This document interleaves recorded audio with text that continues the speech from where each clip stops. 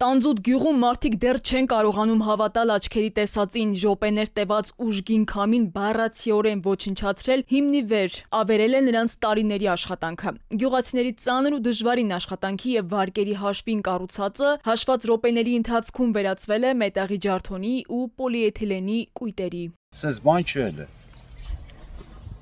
Կադրերում երևում է հազարավոր քառակուսի մետրեր զբաղեցնող ջերմոցները հողին են հավասարվել։ Քամին պոկել, տասնյակ մետրեր այն կողմ է շպրտել մետաղական կոնստրուկցիաները, վնասել հովացման համակարգերը, ոչնչացրել բերքը։ Տուժածներից մեկը տանձուտի բնակիչ Արտակ Հերիքյանն է, նրա շուրջ 3000 քառակուսի մետր մակերեսով ջերմոցային տնտեսությունը գրեթե ամբողջությամբ ավերվել է։ Որի մեջից նասոսները հանե, շպրտելա սենց, այն օրենքը Նախնական հաշվարկներով վնասը հասնում է մոտ 50 միլիոն դրամի։ Սա պարզապես ջերմոց չէ, սա ընտանիքի եկամտի աղբյուրն է։ Վարկերով ստեղծված տնտեսությունը մարդկանց ապագան, ասում են բնակիչները։ Ականատեսները պատմում են, որ քամին այնքան ուժգին է եղել, որ մի քանի հոգու ջանքերով հազև-հազ բարձրացվող գյուղատնտեսական սարքավորումները օդ է բարձրացրել ու մի կողմ շպրտել։ Այսպիսի բան կյանքում չենք տեսել, ասում են գյուղացիները։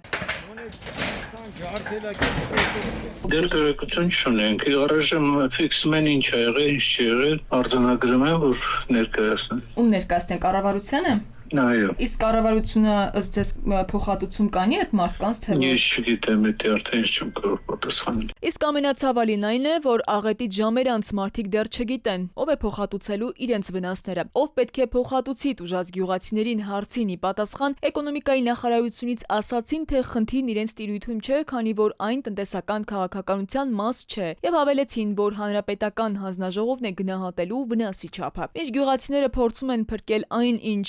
մնացել է, պատասխանատու կառույցներից հստակ պատասխան դեռևս չկա։ Տանձուտում այսօր միայն ջերմոցներ չեն փլվել են նաև մարդկանց ծրագրերը, եկամտի հույսերը եւ ամիսների աշխատանքը։ Գյուղացիները սպասում են, որ պետությունը կարձագանքի, որովհետեւ միայնակ նման հարվածից վերականգնվելը գրեթե անհնար է։ Քնարիկ Պետրոսյան, ժամը լրատվական։